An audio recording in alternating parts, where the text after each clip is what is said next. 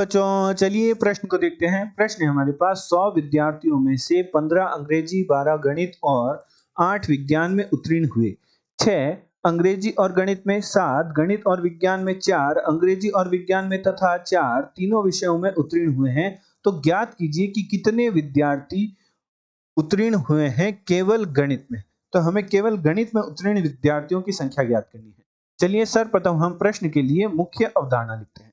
मुख्य अवधारणा में हम उदाहरण की सहायता से वेन आरेख का अध्ययन करेंगे।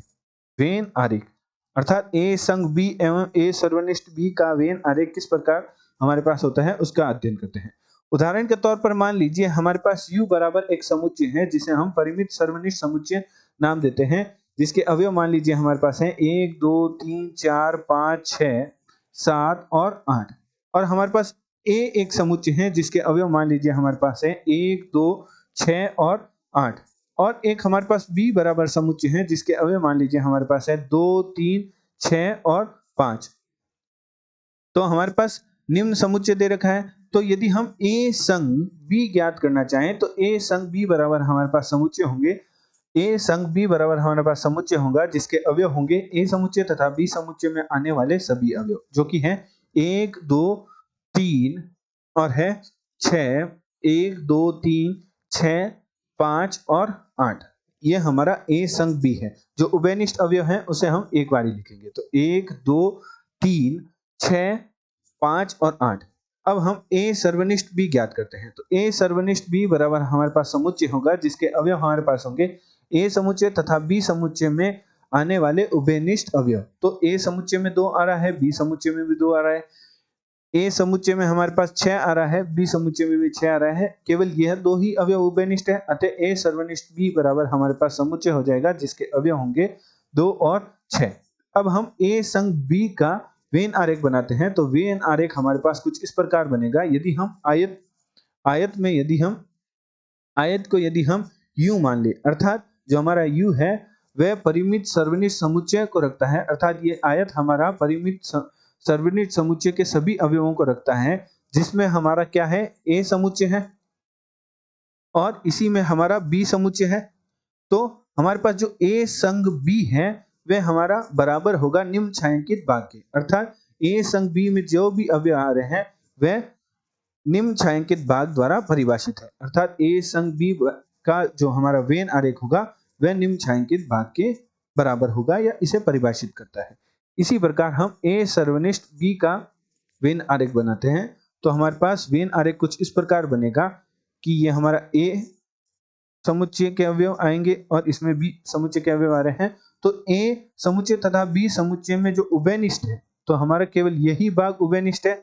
यह भाग हमारा A सर्वनिष्ठ B को, निम्न छायांकित भाग हमारा A सर्वनिष्ठ B को परिभाषित करता है।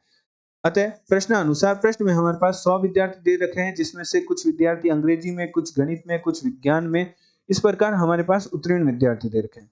तो हम क्या करते हैं, वेन आरेख की सहायता से प्रश्न को हल करते हैं। तो हमारे पास 3 विषय दे रखे हैं और कुल हमारे पास 100 विद्यार्थी दे रखे हैं। तो हम U है उसे हमारा क्या है, U वह 100 विद्यार्थियों का समुच्चय है, जिसमें से कुछ विद्यार्थी अंग्रेजी में, कुछ विद्यार्थी गणित में, कुछ विद्यार्थी विज्ञान में उत्तीर्ण है। अब हम इन भागों को बांट देते हैं, अर्थात इसे हम A नाम दे देते हैं, इस भाग को हम B नाम दे देते हैं, इस भाग को हम C नाम दे देते हैं, इस भाग को D, इस भाग को E, इस भाग को हम F नाम दे देते हैं और इस भाग को हम G नाम दे देते हैं। तो यहाँ हमारा जो A भाग है वह परिभाषित होता है कि केवल अंग्रेजी में उत्तीर्ण विद्यार्थियों की संख्या। जो D है वह बताता है केवल गणित में उत्तीर्ण विद्यार्थियों की संख्या। जो C है वह बताता है केवल हमारा विज्ञान में उत्तीर्ण विद्यार्थियों की संख्या। G हमारा बताता है तीनों विषय में उत्तीर्ण विद्यार्थियों की संख्या। D प्लस G बताता है अंग्रेजी एवं गणित में उत्तीर्ण विद्यार्थियों की संख्या, जहां D बताता है अंग्रेजी एवं गणित में उत्तीर्ण विद्यार्थियों की संख्या एवं विज्ञान में अनुत्तीर्ण विद्यार्थियों की संख्या। इसी प्रकार सभी हमारे जो भाग हैं वे किसी न किसी संबंध को परिभाषित करते हैं। अतः प्रश्नानुसार प्रश्न में हमारे पास दे रखा है कि अंग्रेजी में उत्तीर्ण विद्यार्थियों की संख्या 15 है, गणित में 12 और विज्ञान में उत्तीर्ण विद्यार्थियों की संख्या हमारे पास 8 है। तो अंग्रेजी में उत्तीर्ण विद्यार्थियों की संख्या 15 दे रखी है, जिसका अर्थ है कि A plus D plus G plus E, जो कि अंग्रेजी के विद्यार्थी हैं, तो a plus D plus G plus E का मान प्रश्न में हमें 15 दे रखा है। गणित के विद्यार्थियों की संख्या, उत्तीर्ण विद्यार्थियों की संख्या हमें 12 दे रखी है, तो वह हमारे पास हो जाएगा d plus B plus G plus F का मान हमें 12 दे रखा है। इसी क्रम में विज्ञान में उत्तीर्ण विद्यार्थियों की संख्या 8 दे रखी है, तो हमारे पास c plus E plus G plus F का मान हमारे पास 8 के बराबर हो जाएगा। एवं प्रश्न में हमें कहा है कि अंग्रेजी और गणित में उत्तीर्ण विद्यार्थियों की संख्या 6, गणित और विज्ञान में उत्तीर्ण विद्यार्थियों की संख्या 7 और अंग्रेजी और विज्ञान में उत्तीर्ण विद्यार्थियों की संख्या 4 है। तो हमारे पास d प्लस जी का मान, अर्थात अंग्रेजी एवं गणित में उत्तीर्ण विद्यार्थियों की संख्या हमें 6 दे रखी है, तो d प्लस जी का मान हमें दे रखा है 6। एवं हमारे पास g प्लस एफ, अर्थात गणित एवं विज्ञान में उत्तीर्ण विद्यार्थियों की संख्या का मान हमें प्रश्न में दे रखा है 7, एवं अंग्रेजी एवं विज्ञान में उत्तीर्ण विद्यार्थियों की संख्या अर्थात E प्लस जी का मान हमें बराबर दे रखा है, E प्लस जी का मान बराबर 4 के दे रखा है, एवं तीनों विषयों में उत्तीर्ण विद्यार्थियों की संख्या का मान 4 के बराबर दे रखा है। और प्रश्न में हमें कहा है केवल गणित में उत्तीर्ण विद्यार्थियों की संख्या ज्ञात करनी है। तो केवल गणित में उत्तीर्ण विद्यार्थी हमारे पास क्या होंगे? केवल गणित में उत्तीर्ण विद्यार्थी, हमारा जो बी भाग है वे केवल गणित में उत्तीर्ण विद्यार्थियों की संख्या को परिभाषित करता है। तो हमारे पास जो बी भाग की समीकरण है वह हमारे पास निम्न समीकरण है, वह बी भाग की समीकरण है। तो इस समीकरण की सहायता से हमें बी का मान ज्ञात करना होगा। तो हमारे पास जी का मान है परंतु डी और एफ का मान नहीं है, तो सर्वप्रथम हमें डी और एफ का मान ज्ञात करना होगा। तो चलिए डी और एफ का मान ज्ञात करते हैं। तो हमारे पास एक संबंध है g प्लस एफ बराबर 7 के दे रखा है, जहां हमारे पास g का मान 4 के बराबर है, जहां से हमारे पास f का मान आ जाएगा 4 प्लस एफ बराबर 7, जहां से हमारे पास f का मान आ जाएगा 3।